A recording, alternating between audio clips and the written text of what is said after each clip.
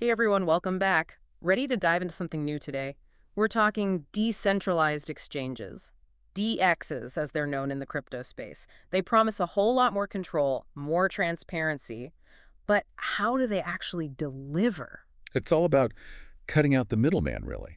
See, traditional exchanges, they're centralized. One central authority calling the shots. DEX.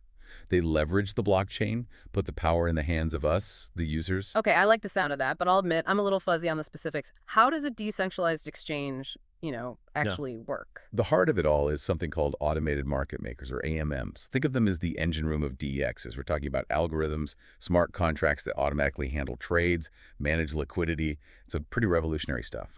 Right, smart contracts. So we're talking about those self-executing contracts on the blockchain, making sure everything happens as it should, no funny business. Precisely. And those smart contracts, they power these things called liquidity pools.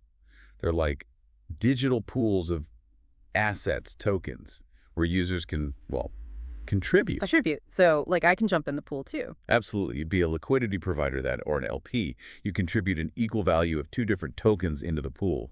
Could be ETH and a stablecoin like USDC, for example. That's what provides the liquidity for others to trade against. Interesting. But what's in it for me, the liquidity provider? Good question. For providing your assets to the pool, you get rewarded, usually in the form of trading fees. A portion of every trade that happens in your pool goes to you. Pretty neat passive income strategy. I see. Uh, Okay, so let's say I'm sold on the whole liquidity provider thing. I've jumped in the pool. I'm ready to earn those trading fees. How are prices actually determined in this whole AMM setup? That's where it gets really interesting. AMMs, they use a specific formula to determine prices. This ensures they stay relatively stable and reflect the actual supply and demand within the pool.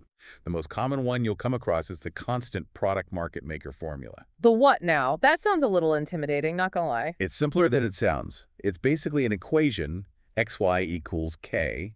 X is the quantity of the first token in the pool, y is the quantity of the second token, and k, that's a constant. Okay, I'm following so far. So when someone buys one of the tokens from the pool, its price goes up, right?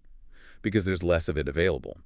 To keep that K constant, the price of the other token has to adjust accordingly. It goes down a little. This is how that whole formula helps determine the price. Clever. Makes sense. But what about this thing I keep hearing about, this impermanent loss? It sounds kind of scary. Yes, impermanent loss. It's something to be aware of, for sure. It happens when the value of your deposited assets fluctuates differently inside the pool compared to the broader market. So let's say one of the tokens I deposited shoots up in value. Exactly. If you had just held on to that token in your wallet, you would have made more profit. But because it's in the pool, you only get the price reflected by that constant product formula. It can sting a little, hence the term loss. That does make sense. But it's not like you're losing your initial investment, right? More like missing out on potential gains if you'd held the asset separately. Exactly. It's all about understanding the risks and rewards, and that's where choosing the right AMM comes in.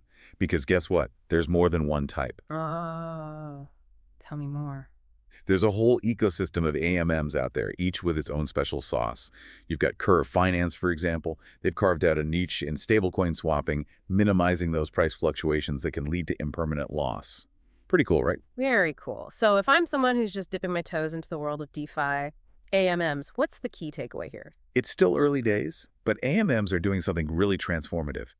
They're putting control back in the hands of users, increasing transparency, and making finance more accessible globally. That's huge. It really is. But as with any new tech, it's crucial to do your own research, understand the risks as well as the rewards. Couldn't agree more. Well, on that note, here's something for everyone to ponder as we wrap up. If these AMMs continue to evolve at this breakneck pace, what impact could they have on the future of traditional finance? It's a question worth thinking about. Thanks for joining us for this deep dive into the fascinating world of automated market makers.